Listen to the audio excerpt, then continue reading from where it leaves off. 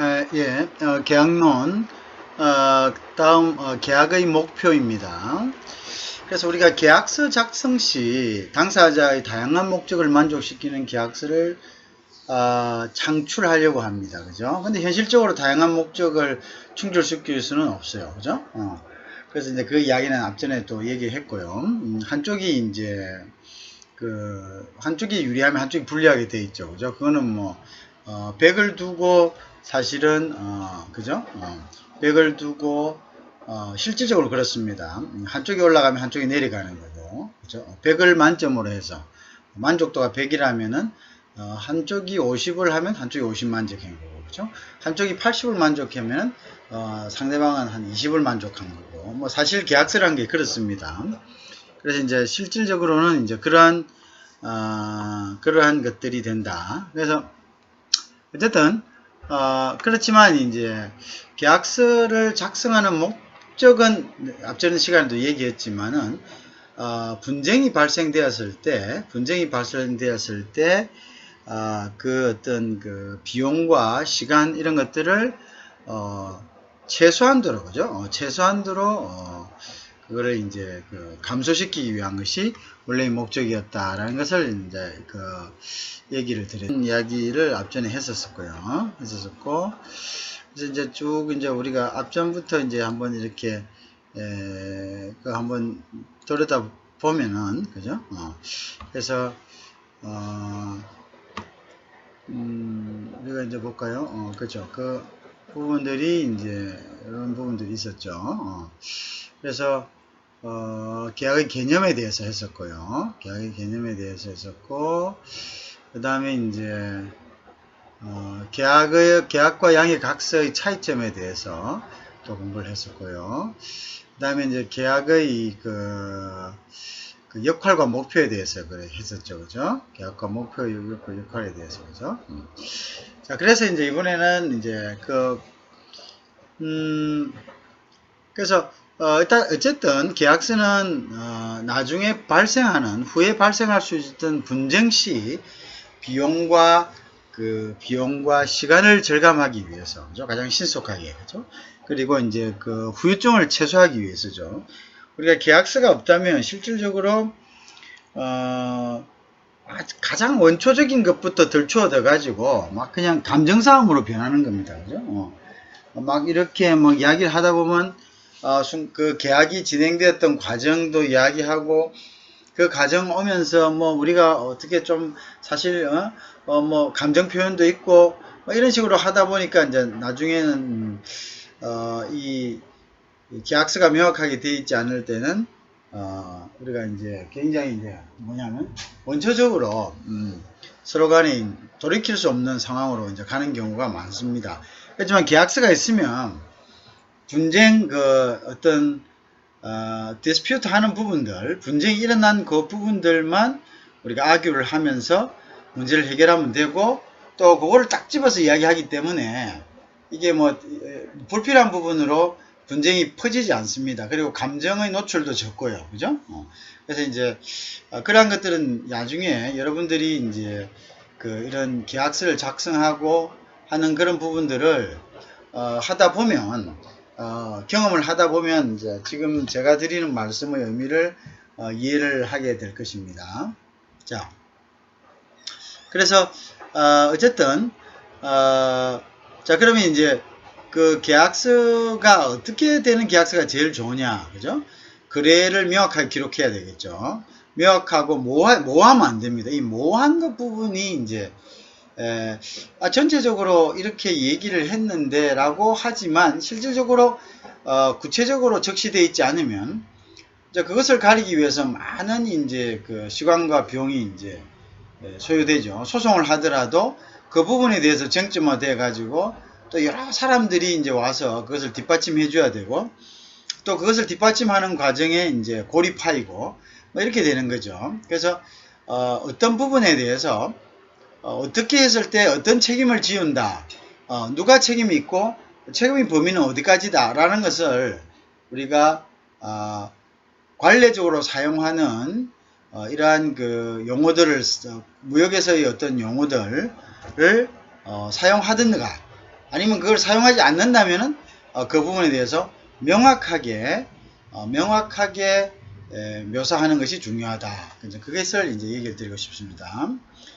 그 다음에 이제 문제가 일어났을 때는 제일 중요한 건 뭡니까? 트레이딩이라는 것은 계속돼야 됩니다. 그죠? 트레이딩이 계속되려면은 실용적으로 내가 이걸 갖다가 무조건 내가 잘했으니까 상대는 무조건 이 부분에 대해서 뭐 숙여야 된다, 기법 해야 된다, 인정해야 된다, 그리고 나의 손해에 대해서 모두 다 배상해야 된다. 이렇게 해버리면 넥스트가 없죠. 넥스트가 없습니다. 넥스트가, 그죠? 넥스트가 없는 거죠. 그래가지고 뭐 물론 이제 우리가 서로가 양심이 있는 사람들 같으면 인정하겠죠. 그렇지만 뭐 그런 부분에 대해서 서운하겠죠. 그죠? 예를 들어서 내가 판 사람인데 또 내가 덕이 산 사람인데 판 사람이 저런 식으로 한다. 이러면 그 두 번 다시 가서 사고 싶은 생각이 있겠습니까? 없겠죠. 그죠? 그렇다.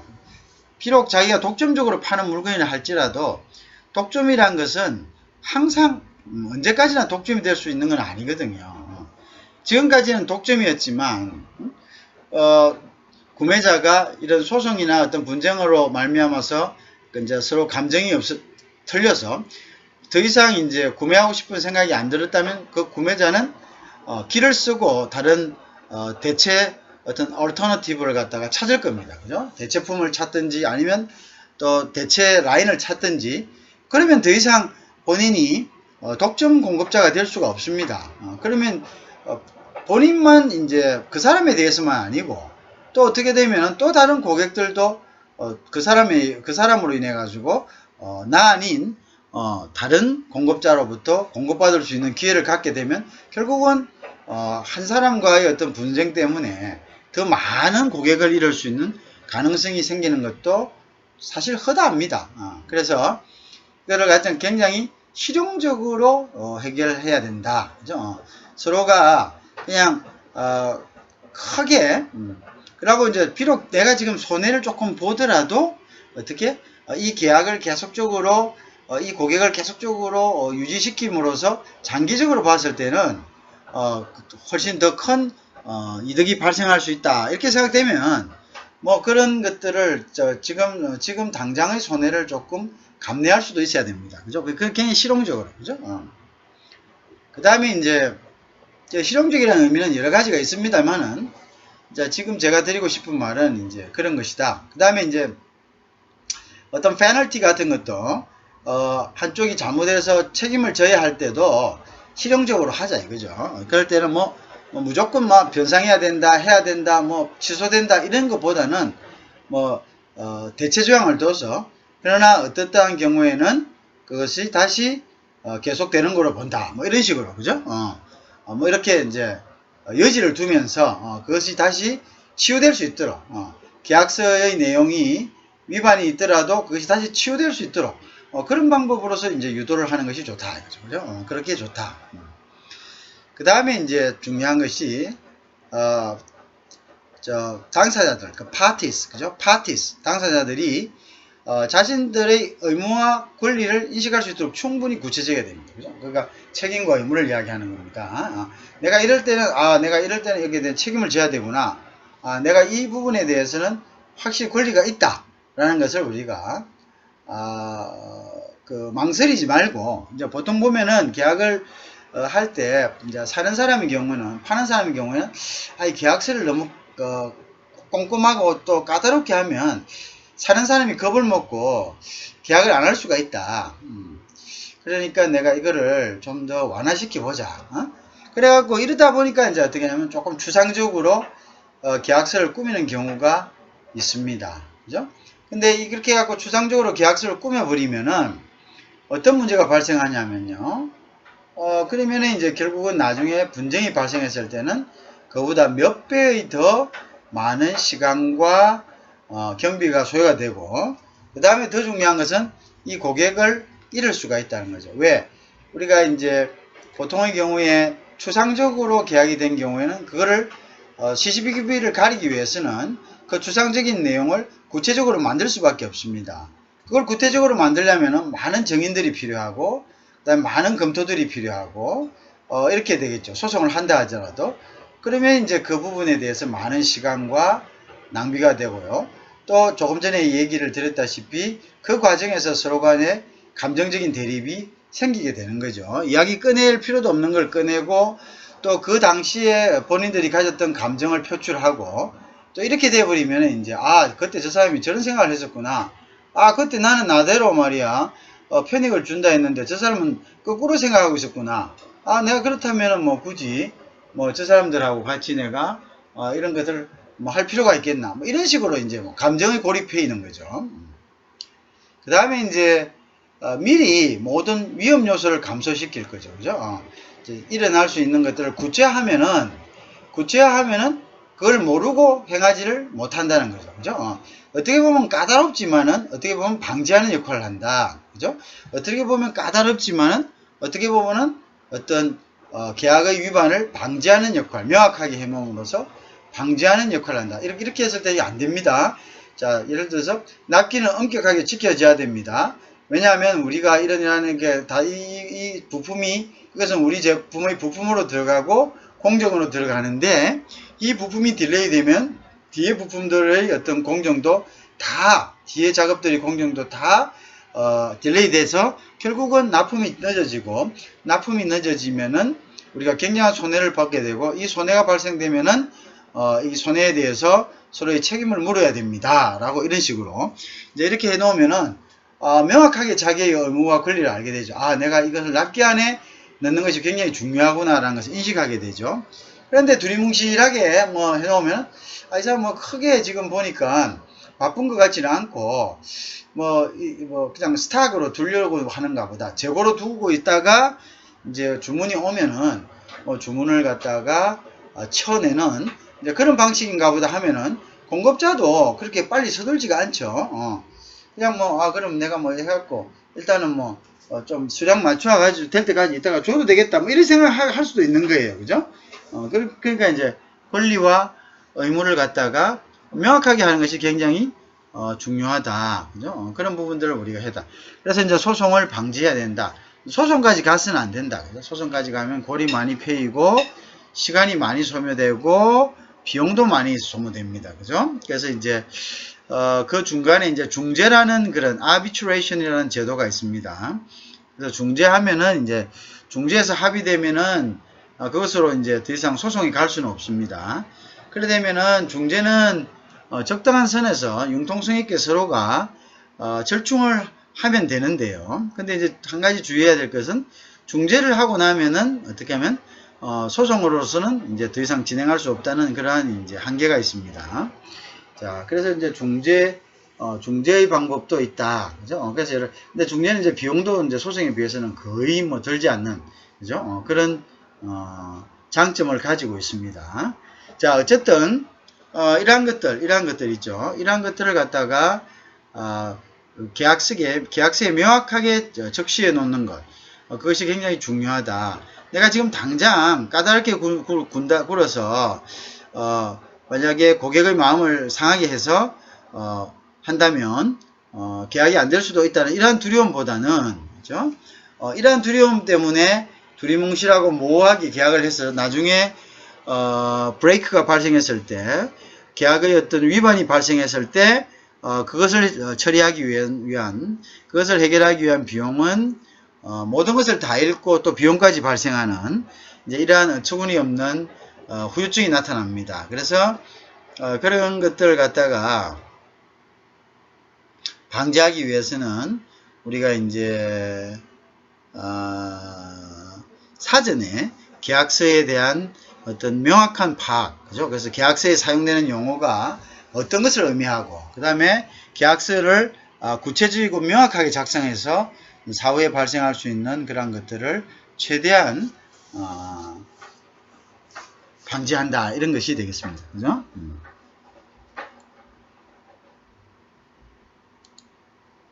자, 그 다음에 이제 보면 우리가 계약 내용에 따른 종류를 봅시다. 그래서 요거는 이제 대한민국 민법에 의한 분류인데요.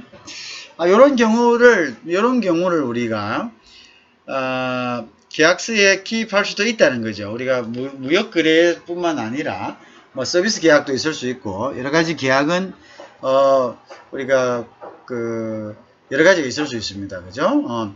자, 그러면 이제 뭐 이런 계약을 했을 때 계약서에서 관할 지역은 뭐 관할 즉 재판 관할을 한국으로 하고 법원도 대한민국 민법을 적용한다. 뭐 이렇게 하면은 우리가 민법에 대한 내용들을 숙지를 하고 있어야 되겠죠. 그죠? 민법상 계약과 관련된 이러한 용어들, 또 민법상 어떤 용어들, 민법에 있어서의 이제 법원들, 이런 데에 대해서도 우리가 숙지가 필요하겠죠. 그죠? 그래서 이제 어쨌든 우리가 그런 전제로 계약을 했다고 했을 때 우리나라 법원, 즉 우리나라의 민법을 적용하는 것이다. 우리나라의 법을 적용하는 것이다. 그 다음에 이제 재판 관할지도 대한민국이다 라고 이제 계약서에 적시하고 계약을 했을 경우에, 그죠? 이제 그럴 경우에 이제 한번 봅시다. 우리가 매매라는 것이죠. 매매라는 것은 이제 말 그대로 세일입니다. 그죠? 매도인은 셀러라 그러죠. 상대방 매수인 바이어에게 어떤 것을 재산권을 이전하기로 약정하고 그 상대방 바이어는 그 대금 지급을 우리들 페이먼트라고 합니다. 약정하는 계약을 갖다가 우리가 매매다 이럽니다. 그래서 매매의 데피니션입니다. 그죠? 그래서 매매의 목적물인 재산권을 예를 든다면 스마트폰, 자동차, 자전거 등 물건, 그죠? 물건의 경우가 대부분이지만 또 뭐냐면 업권, 상표권 등, 그죠? 이러한 것들도 뭐냐면 어떤 권리 등도 뭐냐면 매매의 목적물이 될 수가 있습니다. 그죠? 자, 그럼 예를 든다면은 A가 B에게 자동차를 2천만 원에 팔기로 하고 B는 그 자동차를 2천만 원에 사기로 합의했다. 이렇게 됐죠. 그때는 전형적인 매매 계약이죠. 그죠? 그렇게 된다. 뭐 그런 거죠. 자, 그리고 이제 매매는 이러한 동산이나 부동산뿐만 아니라 또 어떤 것, 업권, 상표권과 같은 이러한 권리, 그죠? 이러한 권리도 매매의 목적물이 될 수 있다라는 것이 여러분들 알아두면 되겠죠. 그 다음에 이제 정여는 뭐냐면, 그죠? 돈을 받지 않고, 그죠? 이것도 정여 계약에 의해서 이루어지는데요. 내가 어떤 이득이 된다고 해서 무조건 다른 사람에게, 야, 내가 너한테 돈 1,000만 원 줄게. 너 받아. 라고 준다고 해서 그게 정여가 되지 않습니다. 정여 역시 성락이 있어야 됩니다. 왜냐하면은 그것을 받는 사람의 정서가 있거든요. 내가 아무리 이득을 보는 많은 돈을 준다 하더라도 내가 그 사람에게 돈을 받을 수 없는 정서가 있다면 뭐 여러 가지 있겠죠. 좋아하지 않는다든가, 집안 간의 원수지간이라든가, 아니면은 나라 간에 뭐냐면 서로 굉장히 긴장이 있는 관계라든지, 뭐 여러 가지가 있겠죠. 아니면 또 내가 정여를 받아서 내가 오히려 그 정여받은 물건에 대해서 더 복잡한 문제에 휘말린다든지, 뭐 여러 가지 그 정여를 거부하고자 하는 그런 여러 가지 요인들이 있을 수 있습니다. 그죠? 그러니까 결국 정여 역시도 승낙을 받아야 되는 거죠. 그죠? 상대방이 승낙이 있어야 된다. 그죠? 표시한다. 의사 표시가 있어야 되고 상대방이 승낙이 있어야 된다. 자, 근데 정여는 살아있을 때 무상으로 주는 걸 정여라 하고요. 돌아간 다음에 그것이 이제 이전되는 걸 갖다가 우리는 그것은 상속이라고 이렇게 이야기하죠. 그죠? 정여와 상속은 주는 사람이 사망하였느냐, 사망하지 않았느냐를 기준으로 하는 거죠. 그 다음에 이제 아까처럼 자동차를 2천만 원에 파는 것이 아니라 자동차를 그냥 주는 것이다. 그리고 그것을 받기로 하는 것을 우리가 정여다 이렇게 이야기합니다. 그 다음에 이제 교환이죠. 그럼 exchange, barter라고 합니다. 그죠? 자, 교환은 당사자 상방이 금전 외에 재산권을 상호 이전할 것을 서로 뭡니까? 물물 교환한다. 그래서 서로 간에 뭡니까? barter예요. barter. 자, 우리가 그 무역에서도 barter는 서로 비슷한 물건 금액의 어떤 물건을 주고받는 거죠. 그래서 물물 교환하는 거예요. 물물 교환. 그죠? 그걸 갖다가 우리가 교환이란다 이렇게 이야기죠. 그 다음에 이제 예를 들어서 A는 B에게 자동차 양도하고요. 그 대가로 B는 A에게 오토바이를 양도하기로 하는 것을 우리가 이것을 교환한다 이렇게 이야기합니다. 교환한다 우리가 이렇게 이제 생각할 수가 있겠죠, 그죠? 자, 그 다음에 이제 lease라는 말이 있죠. lease, 그죠? lease. 자, lease란 말이라는 것은 요거는 임대차입니다. 그 다음에 우리가 이제 임대인 lease가 상대방을 lease 임차인에게, 임차인은 차입한다, 빌린다는 뜻, 임대는 빌려준다 이런 뜻입니다. 그래서 이제 우리가 대차거래는 빌려주고 빌려받는 거래를 대차거래다 이렇게 이야기하죠. 자, 그래서 임대인이 상대방 임차인에게 목적물, 즉 사용하게 하고 이에 대해서 그 다음에 임차료를 지급하는 것. 그래서 금전은 제어야 됩니다. 그죠? 금전은 제어야 됩니다. 그래서 우리가 이거를 갖다가 임대차 계약이다 이렇게 이야기합니다. 그죠? 자, 그래서 A가 B에게 자동차를 1개월간 빌려주고 50만 원의 사용료를 받기로 합의하는 것을 우리가 리스다 이거죠. 자, 그래서 우리가 loan for lease, 그 다음에 loan of use라고 이렇게 이야기합니다. 그죠? 그래서 여기서는 일방 임대인 리스 또 상대방 임차인 리스에게 무상 임차를 목적물을 이제 그냥 무상으로 주는 걸 우리가 사용대차다 이렇게 합니다.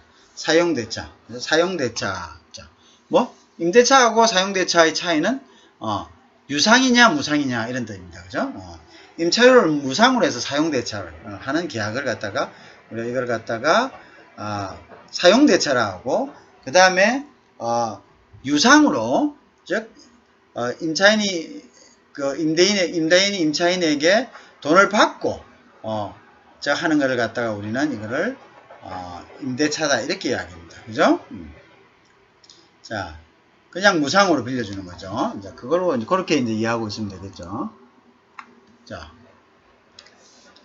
그 다음에 이제 소비대차란 것은요, 이제 여기는 이제 물건입니다. 그죠? 물건을 이전할 것을 약속하고요. 이제 금전을 포함합니다. 그 상대방은 같은 종류, 같은 품질, 같은 양의 물건, 즉, 물건을 반환할 것을 약정한다. 자, 같은 이야기입니다. 그죠? 그래서 이제, 금전인 경우에 금전을 빌려줄 때 소비대차다. 자, 금전 소비대차. 그죠? 그러면 이제, 돈은 똑같은 돈은 아니죠. 그죠? 그렇지만, 같은 돈, 같은 질, 같은 양. 그죠? 그걸로 이제, 하는 거죠. 그죠? 그걸 갖다가 우리가 소비대차다. 이렇게 이야기하죠. 그죠? 소비대차. 물건도 되고, 또 어떤 거? 뭐 예를 들어서 뭐, 같은 거 있죠. 우리가 쌀을 빌려가지고 쌀로 갚는 거. 돈을 빌려서 돈으로 갚는 거. 뭐 물을 빌려서 물로 갚는 거. 술을 빌려서 술로 갚는 거. 뭐 이런 거 전부 다 뭡니까? 그게 다 소비대차. 자, 그때는 같은 종류, 같은 품질, 그 다음에 같은 양으로 해야 되는 거예요. 그래야지 이제 똑같이 되는 거죠. 그죠? 그걸 갖다가 우리는, 소비대차다. 이렇게 이야기합니다. 자, 그래서, A는 B로부터 가솔린 10리터를 빌리고, 1개월 후에 동룡의 가솔린 10리터를 돌려주기로 합의한 것을 우리가, 그걸 갖다가 소비대차다. 이렇게 돼요. 소비대차. 자, 그렇게 이야기하는 거죠. 잘 알겠죠? 그래서 여기서, loan for consumption입니다. loan for consumption. 즉, 소비하기 위해서 론하는 거죠. 소비하기 위한 론이다. 빌려준다. 이렇게 됩니다. 그렇죠? 우리가 빌려준다. 이런 뜻에서 이제 loan for consumption이다. 이렇게 이야기합니다. 자, 그 다음에 이제 도급한다. 자, invited contract. 자, 이거 뭐냐면은요. 우리가 도급 계약이란 말 많이 쓰이죠. 그죠? 예를 먼저 들어볼까요? A는 B의 공장을 신축하기로 합의함. A가 만들어 주긴다. 그죠? A는 B의 화물을 서울에서 부산까지 운송하기로 합의함. 자, 어떤 것을 대신해 주는 거죠. 대신. 그죠? 대신해 준다. 자, 대신해 준다. 그래서 이제 고용과 위임과를 구별했을 때, 예를 들어서, 자, 보세요. 그래서, 자, 예를 들어서 이제 봅시다. 당사자 일방, 즉, 수급인. 자, 수급인이 어느 일의 완성, 즉, 주택건설, 복사물 재본, 한복 맞춤, 화물 운송, 계약서 법률 검토 이거 다 들어갑니다. 약정하고 그죠? 그죠? 약정하고 그 상대방 도급인 일을 주는 사람입니다. 그 일의 결과에 대해서 보수를 지급할 것을 약속하는 것을 우리가 도급계약 invited contract라고 이야기합니다. 그죠? 무슨 알겠죠? 자, 신축하기로 합의한 그 다음에 운송하기로 합의한 이거하고 같습니다. 자, 그래서 이제 고용하고 위임하고는 구분됩니다. 알죠? 고용하고 위임하기로 위임과는 구별되는 거죠. 그죠? 자, 그래서 수급인과 도급인이 있고요. 자, 일의 완성을 약정하고 그 상대방이 그 결과에 대해서 보수를 지급하는 일이 완성돼야 보수를 지급하는 거. 고용은 일이 완성되지 않아도 어떻게 보수를 지급하죠. 맞죠? 위임도 마찬가지죠. 맞죠? 그렇죠. 자, 그런 것들이 있다. 그래서 이제 그런 것들이 차이점을 우리가 일의 완성이라는 것이죠. 도급 계약에서는 일이 완성돼야 된다는 게 중요합니다. 자,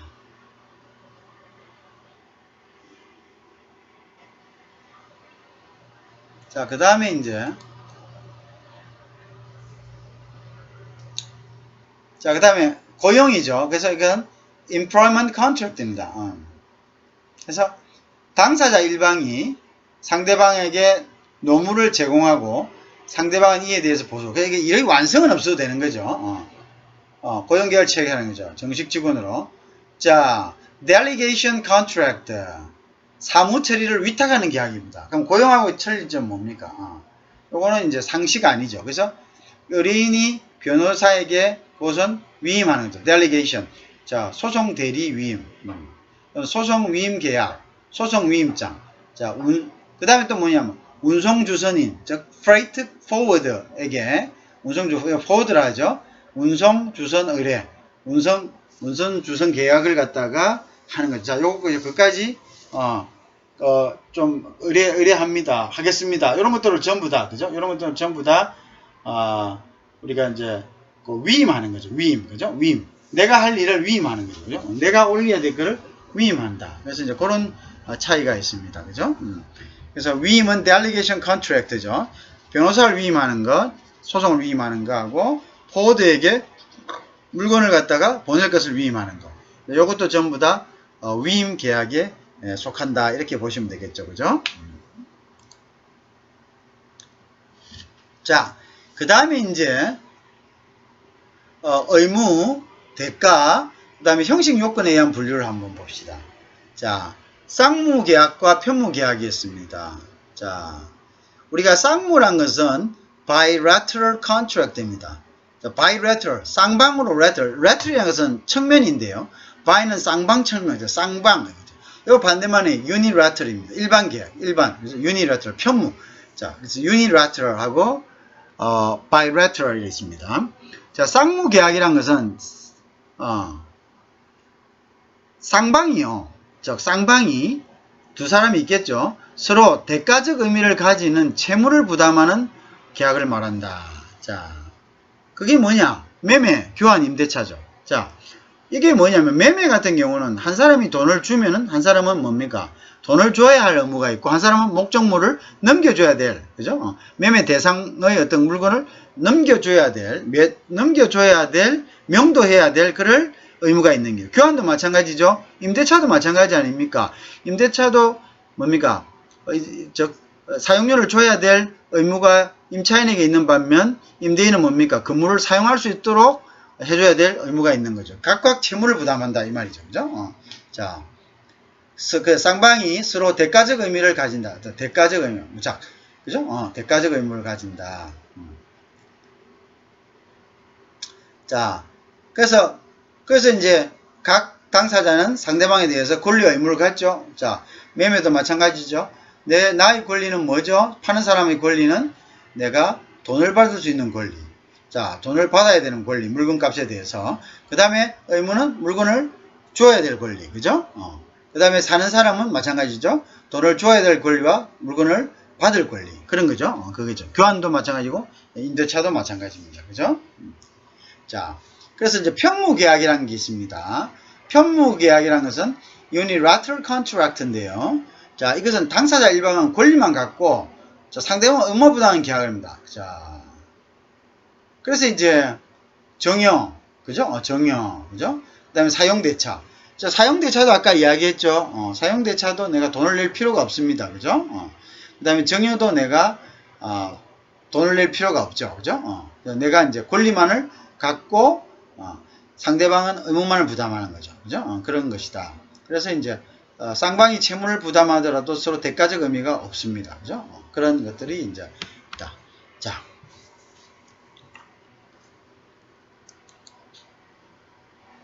자, 그 다음에 이제, 유상계약과 무상계약이 contract for value입니다. 그죠? gratuitous. 자, gratuitous contract. 자, 감사하는 contract입니다. 무상계약. 그죠? 그러니까 이제, 자, 당사자 일방이 급부를 제공하는 계약이죠. 그 다음에 이제, 급부가 서로 대가적 의미에 있지 않으면 무상계약이 된다. 상방이 급부를 제공하더라도, 급부가 내가 받은 것에 대해서 내가 거기에 대한 보답으로 주는 것이 아니면은 어떤 걸 주더라도 그것은 뭐냐면 그 책임이 없는 그 상무계약이라고 볼 수가 없습니다. 그거는 이제 무상계약으로 본다. 정여라든지 사용되지 아까 똑같은 거죠. 매매교환 임대차. 즉 돈을 주느냐 주지 않느냐, 대가를 주느냐 주지 않느냐. 그래? 자, 그래서 이것은 이제 자, 그래서 이제 그 부분은 이제 그렇게 해석을 하면 되겠죠. 무상계약과 유상계약이다. 자, 그 다음에 낙선계약과 요물, 낙선계약이다. consensual contract입니다. 그거는 당사자가 합의만 하면 성립됩니다. 다음은 요물계약입니다. 그 요물 계약은 reward contract라고 합니다. 그래서 요거는 낙선 계약하고는 달리요. 당사자의 합의만으로는 계약이 성립되지 않고 당사자가 그러니까 물건을 요구한다. reward라는 것은 보상이란 뜻이죠. 그래서 당사자 일방이 물건의 인도 기타 급부를 하여야지 성립한다. 이런 것을 이제 우리가 요물 계약이다. 물건이 가야지 된다. 계약만으로는 안 되고 물건이 행해져야 된다. 그걸 갖다가 우리가 요물 계약이다. 그렇게 이야기합니다. 자, 그 뒤에는 이제 뭐 이런 것들이 있다는 것만 알면 되겠죠. 그 다음에 이제 요식 계약과 불요식 계약이 있습니다. 자, 요식 계약에는 어떤 형식이 필요하다 이런 이야기죠, 그죠? 그래서 이제 불요식 계약은 계약의 성립에 일정한 방식을 필요하지 않는 그냥 뭐 어떤 필요가 없는 거죠. 그냥 일단 계약만 성립하면 됩니다. 그래서 이제 대부분의 계약은 계약의 성립에 일정한 방식을 요구하지 않으므로 불요식 계약 그러니까 계약의 형식만 맞으면 되는 거죠. 이제 형식 그 계약의 내용만 있으면 되는다, 그죠? 근데 이제 요식 계약은 계약의 성립에 일정한 방식을 필요한 무슨 말이냐? 일정한 시간, 일정한 장소, 일정한 구성원 이런 것들을 이야기하는 거죠, 그죠? 그 다음에 이제 어떤 예를 들면은요, 요식 계약의 예시를 보면요, 농지의 임대차 계약과 사용대차 계약이다. 자, 임대차 계약은 어떤 유상, 즉 어떤 대가를 바라는 거고요. 사용대차는 대가가 없이 무상으로 주는 걸 얘기합니다. 그래서 이제 농지의 임대차 계약과 사용대차 계약은 서면 계약으로 해야 된다. 요식 필요하다. 그죠? 그래서 계약은 꼭 서면 계약이 아니라도 됩니다. 그죠? 일반적인 계약은 구두 계약도 계약이 되는데요. 근데 요식 계약이다 이러면은 이제 서면으로 해야 어떤 형식을 필요로 한다 이런 이야기죠. 그래서 서면으로 해야지만 계약이 되는 것. 그런 계약을 우리가 요식 계약. 그 서면이라는 것은 하나 예를 든 거고요. 어떤 형식 요구하는 법률이 요구할 수도 있고 여러 가지 이제 요구되는 그죠? 어떤 조건. 그 조건을 충족시켜야만이 계약이 성립되는 것. 그 형식을 충족시켜야만 계약이 성립하는 것을 우리가 요식 계약이다 이렇게 이야기합니다. 그래서 이제 지금 얘기 드렸지만은 농지의 임대차 계약과 사용대차 계약은 오늘 이제 요식 계약이죠. 왜 그렇습니까? 우리가 농지의 임대차하고 사용대차를 함으로써 이제 그것이 이제 다른 기관에 뭔가의 어떤 기본적인 조건이 되는 거죠. 뭐 혜택을 받는다든가 신청을 한다든가 이런 조건이 되죠. 그러면 그 기관에서는 어떻게 합니까? 계약서 가져오세요. 이렇게 이야기하잖아요. 그죠? 그래서 뭐 계약 우리가 뭐 아파트를 빌린다든가 어디 가서 뭐 오피스텔을 전세를 한다든가 원룸을 전세한다든가 원룸을 임대차 한다든가 이런 것도 전부 다 사실은 계약서가 없어도 됩니다. 분료식 계약이죠. 그러니까 이제 그거를 예를 들어서 뭐 구두로 계약하고 꼬박꼬박 그 계약 내용대로 뭐 세를 보낸다든가 이렇게 하면 되는데 이제 똑같은 예를 들어서 어떤 그런 계약이라도 어떤 법에 의해 가지고 뭔가를 필요할 때, 즉 임대차 계약서를 필요할 때, 그죠? 그럴 때는 그걸 우리가 어떻게 요식 계약이다 이렇게 이야기합니다. 그죠? 그러면 이제 어떠냐 법에 의한 거죠. 자 보세요. 농지법 24조 임대차 사용대차 계약의 방법과 확인해서 이제 법으로 딱 정해놓은 거죠. 자 임대차 계약, 자 농업 경영을 하려는 자에게 임대하는 경우만을 말한다. 그죠? 이하의 절에선 같다. 즉 사용대차 계약, 농업 경영을 하는 자에 대해서 대하는 경우에만 말한다. 자 결국 뭐냐면은 우리가 그 농지를 사용하는 계약도 농지를 사용하는 계약 그 자체도 분료식 계약이 될 수가 있습니다. 그냥 뭐 내가 그냥 농지 사용하겠다, 뭐 농지 좀 하겠다, 내 땅 좀 쓰겠다. 자 그런데 이것이 이제 예를 들어서 농지법에서 24조에서 규정하는 어떤 조건에 맞기 위해서는 이 계약은 요식 계약으로 해야 된다 이런 뜻이 되는 거죠. 그죠? 그래서 이제 내가 예를 들어서 농업 경영인이 된다든지 뭐 농업 경영체가 된다든지 뭐 이런 것들로 이제 신청하고 자격을 부여받기 위해서는 서면 계약서가 필요하다. 그죠? 그래서 그런 서면 계약서는 똑같은 임대차 계약이라도 서면으로 해야 된다 이런 이야기죠.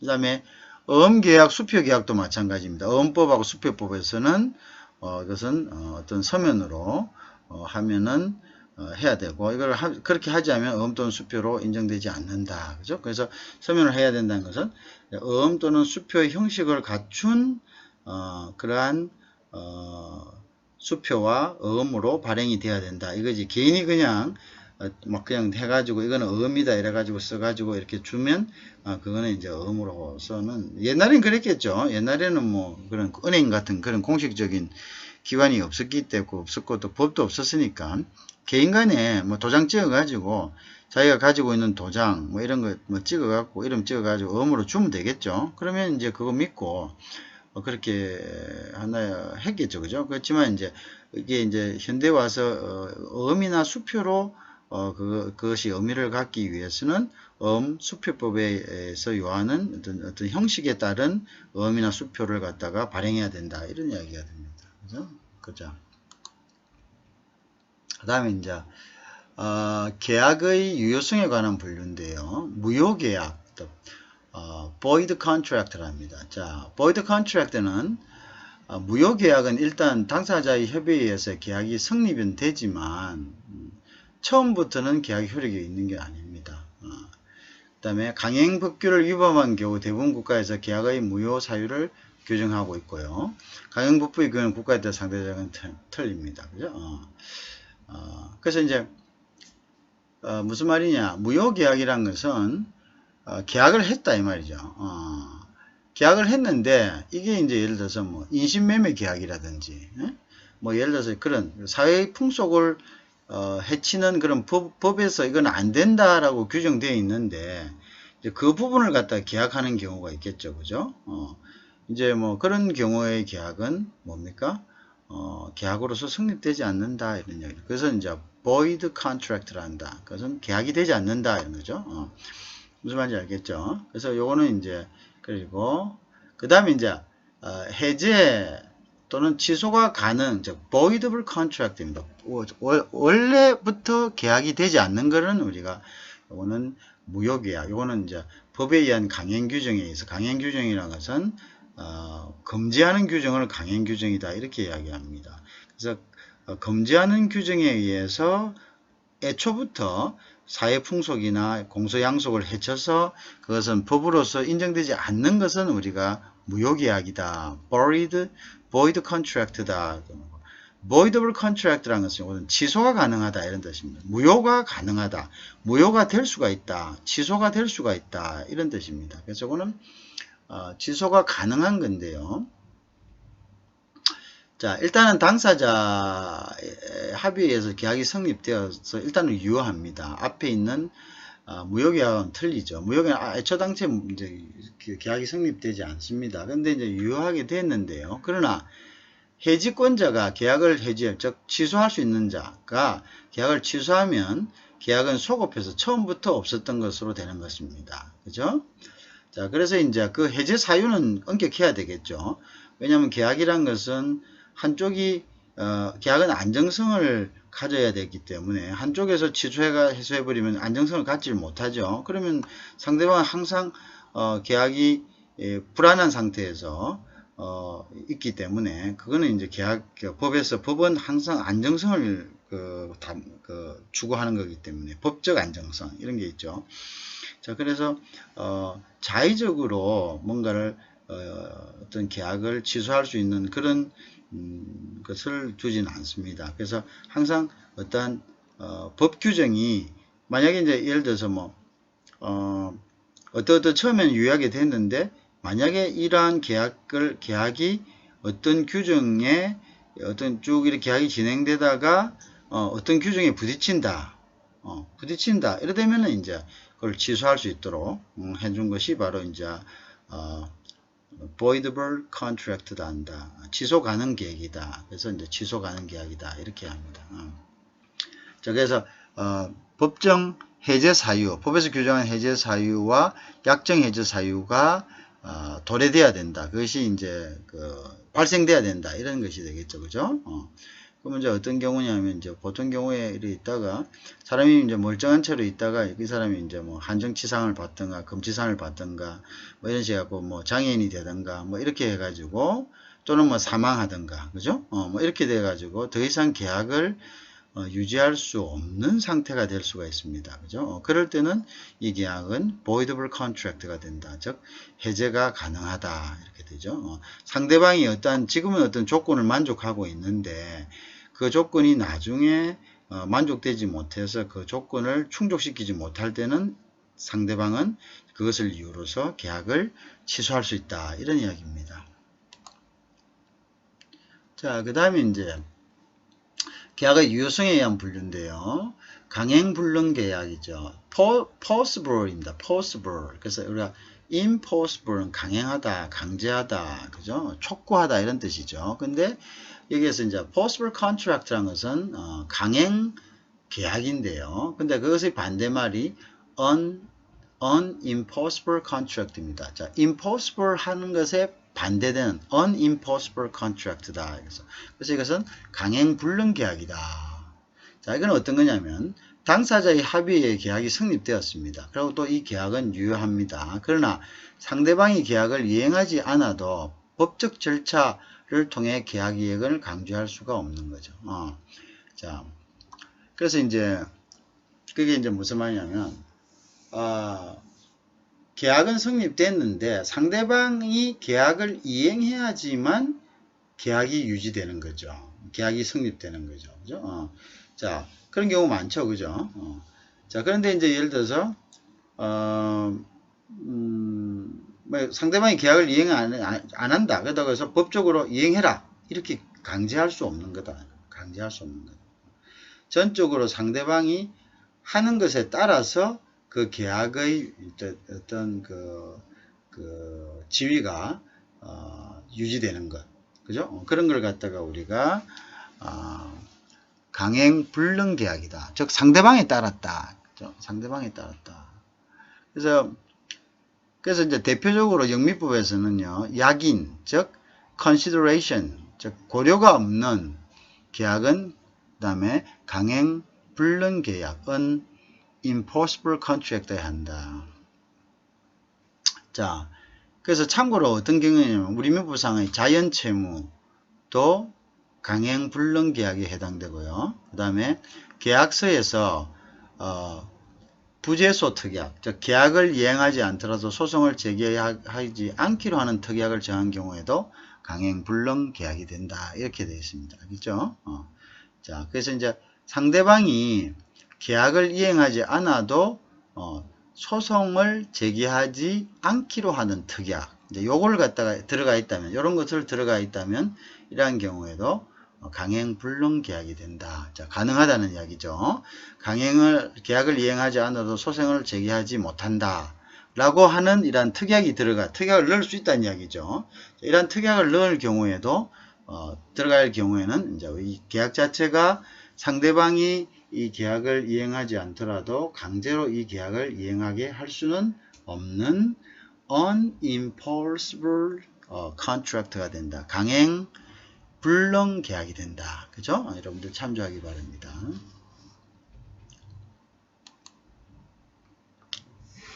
자, 그 다음 우리가 이제 명시적 계약과 묵시적 계약이 있습니다.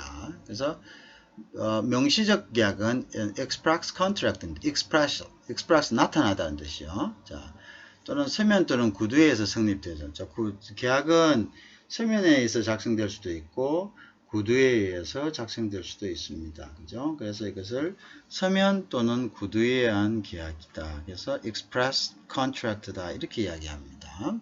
이걸 우리가 명시적 계약이다. 이렇게 이야기하고요.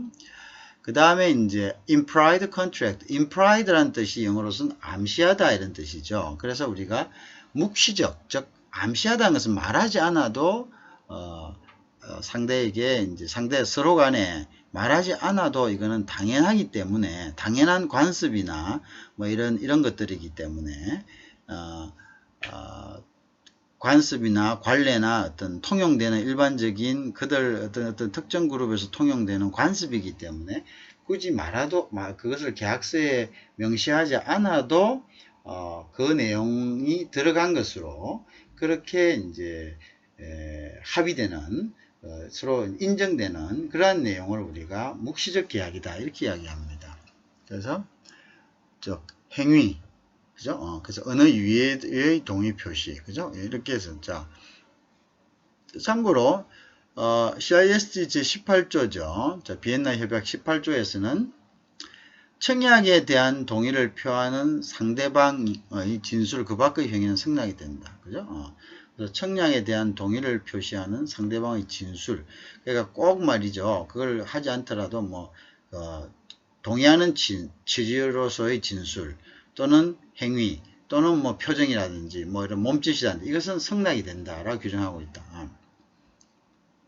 그래서 이제 진술에 의한 동의는 명시적 계약이 되고요. 행위에 의한 동의는 묵시적 계약이 된다. 이렇게 되어 있습니다. 아시겠죠?